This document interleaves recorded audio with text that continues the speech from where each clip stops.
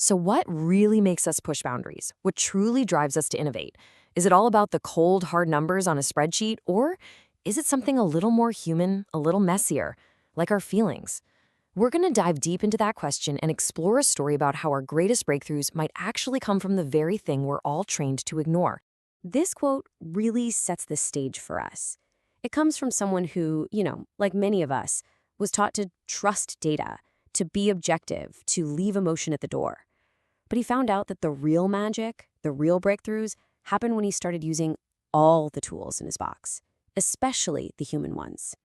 You know the drill. In our professional lives, we're often taught that to be good, to be taken seriously, we have to be stoic, objective. That quality work comes from structure and rigor, and that means stripping out all our personal feelings. It's a really powerful myth, and honestly, it's one we need to take apart. And here it is, the central conflict laid bare. On the one hand, you've got the ideal professional, cool, calm, collected, totally objective.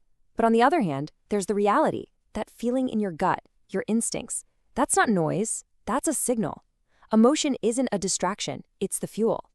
Now, this wasn't just some abstract theoretical debate. For our storyteller, this conflict became terrifyingly real during a massive global crisis. Let's rewind the clock to 2008, a time when, for so many people, the line between just doing your job and fighting for your family's survival got very, very blurry. So, as the 2008 financial crisis started to really bite, the national unemployment rate was already sitting at a pretty scary 8%. And that's not just a number on a chart. For millions of people, that was a constant nagging pressure to adapt, to innovate, just to stay afloat. And just when you thought it couldn't get worse, the bottom completely fell out. Big companies like General Motors went bankrupt, and unemployment just exploded to a staggering 17.1%. Suddenly, the threat of losing everything wasn't just a possibility. It was a daily, gut-wrenching reality. For the man at the center of our story, a father with a young family to support, this was personal. The love for his family and the raw fear of not being able to provide for them, well, that became pure rocket fuel. Innovation was no longer a nice-to-have corporate buzzword. It was a matter of survival. So this intense, fear-driven hustle, it actually worked. It created new opportunities. But wow, did it come at a cost? The survival mode he was in was completely unsustainable. It created a professional life that was just fragile, chaotic, and utterly exhausting. Let's just break down what that hustle really meant day to day. We're talking about being forced to use your own personal devices, trying to create workflows on the fly. It meant watching company-funded training just evaporate with every budget cut. It was the absolute chaos of trying to manage a million jumbled ideas. And just the grind, the constant travel, being away from family, the physical toll, it was a lot. But here's where it gets so interesting. Every single one of those painful feelings became a flashing neon sign pointing to a better way. That feeling of pure dread before another business trip, that directly led to building a hybrid work schedule. The soul-crushing frustration with endless admin tasks, that was the catalyst for automating everything he could. And that deep, bone-weary exhaustion from all the chaos, that inspired a whole new system for turning messy ideas into structured, reusable building blocks. Okay, so you've identified these emotional signals. Now what? How do you turn that frustration, that dread, into something real and lasting? The next leap was to actually productize these feelings, to build them into a technical platform that could learn, adapt, and improve on its own.